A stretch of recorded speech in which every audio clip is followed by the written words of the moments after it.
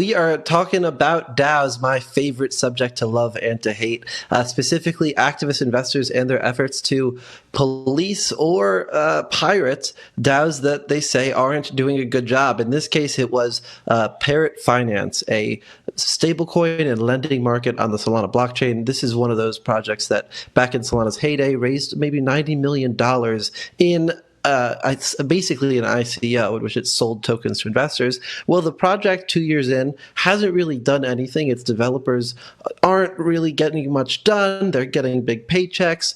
And that's caused a lot of people to be angry at them and caused a lot of hate from activist investors who pushed for and successfully pushed for the protocol to return its treasury to token holders through a buyback program.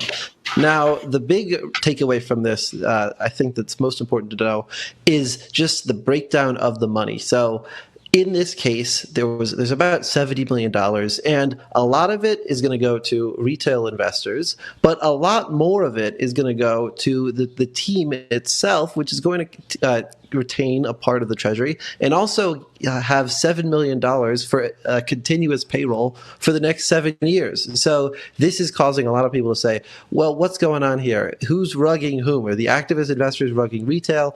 Is the team rugging everyone? One thing that's clear is if you invested in this IDO back in 2021, you've gotten washed. So I think I'll start out with you, Jen. Have you ever put, let's say, $500 in some ICO and just really regretted it a couple of years later? Yeah, totally. I have, so I can empathize. But I mean, if you want to experience some drama, just head over to Discord and see what DAO members are talking about. And Danny, I love following your stories because that has become your beat lately, and it is so interesting to see what's going on as all of these communities try and experiment with decentralization. I think that the conversation and what's happened here when I read the story is so similar to conversations I've heard go on at other DAOs. People buy into this idea and to this concept, and then nothing really happens. That idea and that concept doesn't come to fruition. The community loses faith in the team, and then there's no recourse to be had. I would love, David, before we get your thoughts, Danny, if you can just explain to me a little bit more about what happened here, because it sounds like the proposal went to the community voted, but there was this rehearsal vote that caused a little bit of contention. And so does it seem like everything was above board? It sounds like there's some blurred lines here.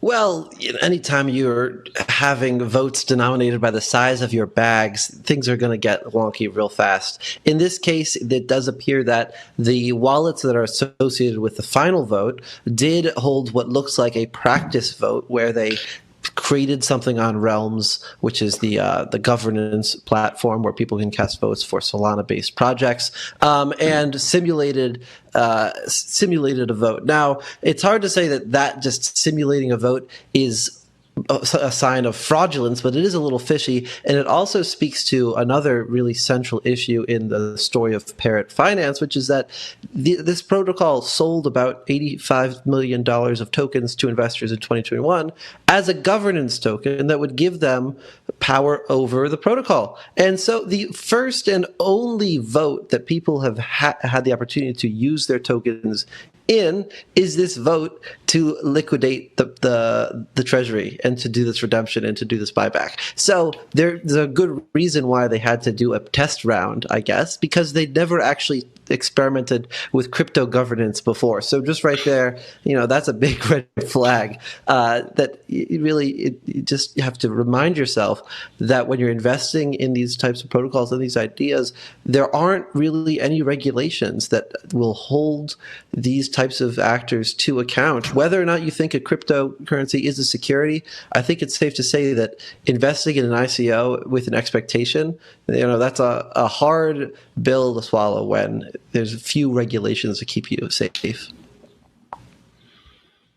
What do you think, David?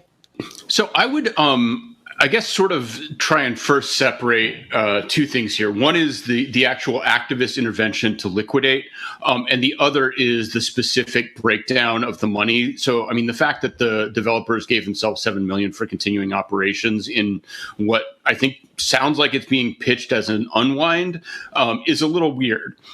So, but if you go into, just regular capital markets, this sort of thing is not uncommon. Activist investors will come in and take apart something that is worth more than the sum of its parts and sell them off. And that's kind of part of the capitalist process of creative destruction.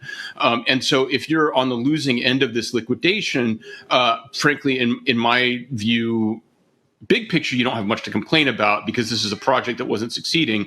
And, if there's a treasury there that is worth more than the continued efforts of the developers, then it actually makes all the sense in the world to break that up and redistribute it if there's a lack of faith in the team.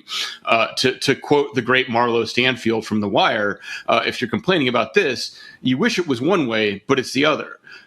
This is just kind of on some level how it can work. That's separate, however, from the question of was the vote honest and did the developers somehow engage in self-dealing here to leave themselves with a bag? And so I do think we can make that separation. But on the other hand, that is also kind of the risk that you're dealing with is you don't even necessarily know in some of these cases what wallets the developers control. And you can't in some sense. So I think that speaks to Danny's point about not just like this is a risky investment, but there are specific risks that are unique to the way these systems are set up that you need to be aware of, and you need to know that nobody's going to come and save you, I think, most of all.